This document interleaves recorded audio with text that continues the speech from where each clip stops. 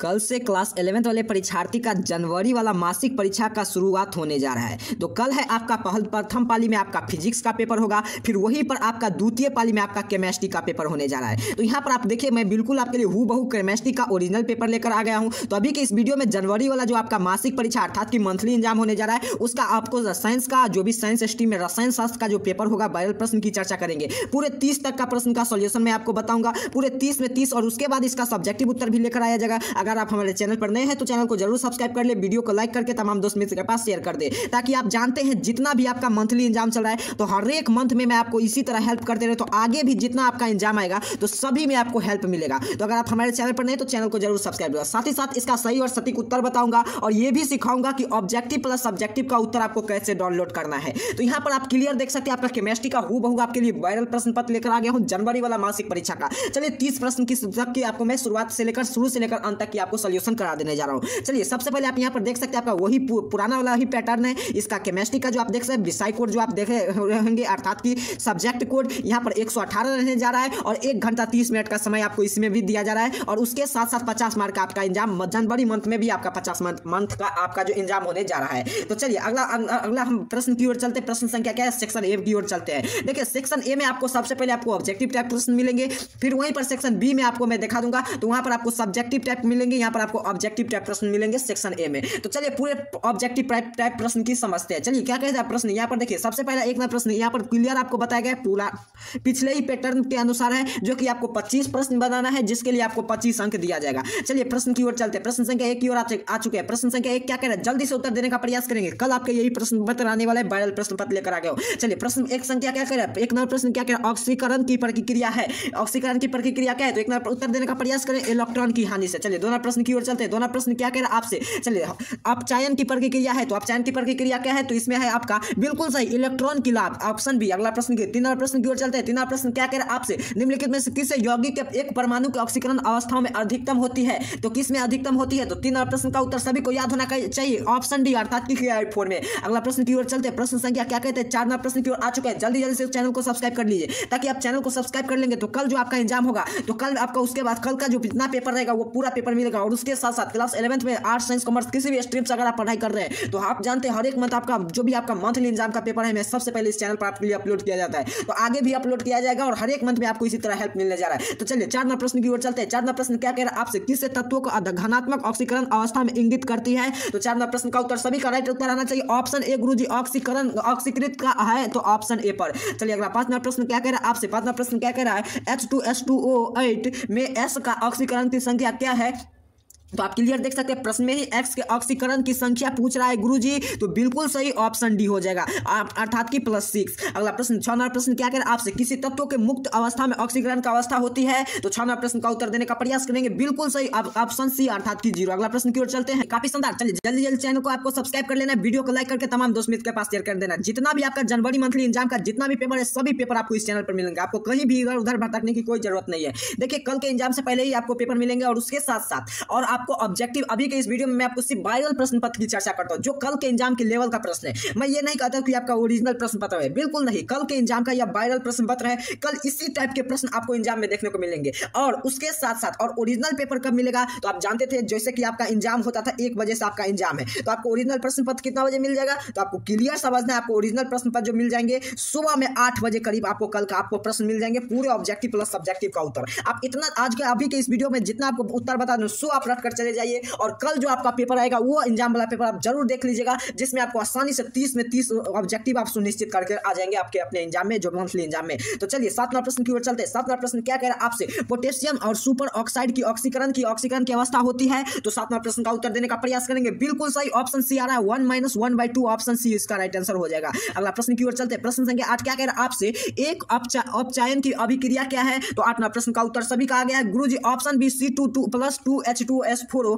Arrow CuSO4 + S2O + 2H2O कहाँ है, तो ऑप्शन बी में। अगला 9 नंबर प्रश्न की ओर चलते हैं। 9 नंबर प्रश्न क्या है, आंतरिक अपचयन की अभिक्रिया का एक उदाहरण का एक एग्जाम्पल पूछ रहा है गुरुजी, इंटरमोलिकुलर रिडक्शन का रिएक्शन इज अ, तो 9 नंबर प्रश्न का उत्तर बिल्कुल सही ऑप्शन सी। अगला प्रश्न की ओर चलते हैं। प्रश्न संख्या 10 क्या कह रहा है आपसे, अंतर अणु अपचयन की अभिक्रिया के एक उदाहरण क्या होता है, an intermolecular redox reaction is, तो 10 नंबर प्रश्न का उत्तर बिल्कुल सही गुरुजी ऑप्शन डी। अगला जल्दी जल्दी से आपको उत्तर की चर्चा कर लेते हैं जल्दी। 11 प्रश्न प्रश्न क्या कह रहा है आपसे, असमान अनुपाती की अभिक्रिया का एक उदाहरण है। तो एन एग्जाम्पल पूछ रहा है गुरुजी, असमान अभिक्रिया अर्थात की रिएक्शन कर रहा है कहाँ पे, तो यहाँ पर आप बिल्कुल देख रहे हैं ऑप्शन आपके सामने बिल्कुल बी हो जाएगा, H2O2 arrow H2O2 plus 1/2 half यहाँ पर देखिए रिएक्शन किया तो O2 कहाँ है, तो ऑप्शन बी पर, कहाँ है तो ऑप्शन बी पर। चलिए बिल्कुल सही, अगला प्रश्न की ओर चलते हैं। 12वां प्रश्न क्या कह रहा है आपसे, बिल्कुल चलिए जितना भी आपके एग्जाम में पेपर आएंगे सभी एग्जाम का पेपर आपको यहाँ पर मिलेगा। समानुपाती अभिक्रिया होती है, तो 12वां प्रश्न का उत्तर सभी का आ गया गुरुजी, option A ClO plus Cl arrow OH plus Cl2, तो ऑप्शन ए पर ही है। चलिए 13वां प्रश्न क्या कह रहा है आपसे, किसी यौगिक की परमाणु ABC है और ऑक्सीकरण की संख्या क्रमशः 6 इतना है, तो यौगिक का आणविक सूत्र पूछ रहा है गुरुजी आपसे। तो 13वां प्रश्न का उत्तर क्या होगा, तो 13वां प्रश्न का उत्तर बिल्कुल सही होगा गुरुजी, ऑप्शन डी अर्थात की N ऑक्सीकरण से गुजरती है। चलिए 15वां प्रश्न क्या कह रहा है आपसे, 2ClO3 एरो Cl2 अर्ध अभिक्रिया पूछा, हाफ रिएक्शन करना है गुरुजी। तो 15वां प्रश्न का उत्तर बिल्कुल सही, अर्थात की 5 इलेक्ट्रॉन प्राप्त होते हैं। चलिए 16वां प्रश्न की ओर चलते हैं। 16वां प्रश्न क्या कह रहा है आपसे, CH4 CH3Cl एरो CHCl4 यहाँ पर देखिए प्रश्न कर गया, CH2 एरो फिर Cl2O और उसके साथ साथ यहाँ पर देखिए लिखा हुआ है CHCl3 तथा OCCl4 में C का ऑक्सीकरण की संख्या पूछ रहा है। यहाँ पर आपको C का ऑक्सीकरण की संख्या कितना होगा गुरुजी, तो आप क्लियर देख सकते हैं गुरुजी, यह आपका -4 -2 O +2 और +4 हो जाएगा,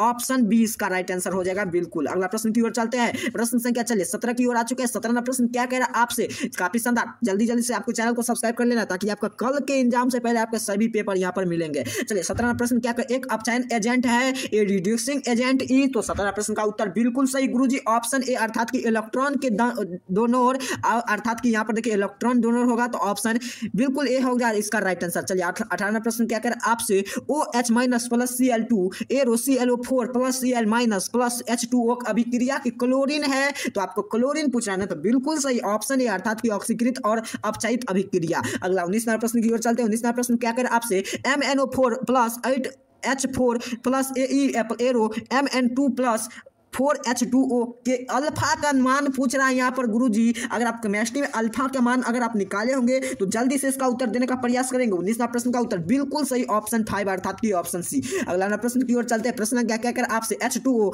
plus S2O3 arrow S4 plus 2H plus beta का मान पूछ रहा है, बीटा का मान पूछ रहा है अर्थात कि बीटा का अभिक्रिया कौन सा होता है, तो आपको बिल्कुल सही 20वां प्रश्न का उत्तर बिल्कुल सही होगा गुरुजी, ऑप्शन डी अर्थात की 4 इलेक्ट्रॉन। कहाँ है, तो ऑप्शन डी में 4 इलेक्ट्रॉन। अगला 21वां प्रश्न की ओर चलते हैं। 21वां प्रश्न क्या कर आपसे, एक अम्लीय माध्यम में से फेरस ऑक्सलेट, यहाँ पर देखिए ऑक्सलेट का एक मोल की प्रतिक्रिया से तरह से ऑक्सीकृत करने की आवश्यक MnO4 का मोलों की संख्या होती है। यहाँ पर मोल कंप्लीटली एकेडमी मीडियम इज, तो 21 नंबर प्रश्न का उत्तर बिल्कुल सही अर्थात की ऑप्शन 6 मोल, ऑप्शन सी पर है। अगला 22वां प्रश्न क्या कर आपसे, PO4 3- में P की ऑक्सीकृत की संख्या पूछ रहा है यहाँ पर, तो ऑक्सीकरण की संख्या क्या होगा, तो ऑक्सीडेशन नंबर इज P, तो 22 नंबर प्रश्न का उत्तर बिल्कुल सही ऑप्शन बी। अगला प्रश्न की ओर चलते हैं। 23वां प्रश्न क्या कह रहा है आपसे, ऑक्सीकरण की शक्ति का सही क्रम क्या होता है, तो 23वां प्रश्न का उत्तर बिल्कुल सही ऑप्शन सी हो जाएगा। 24वां प्रश्न क्या कह रहा है आपसे,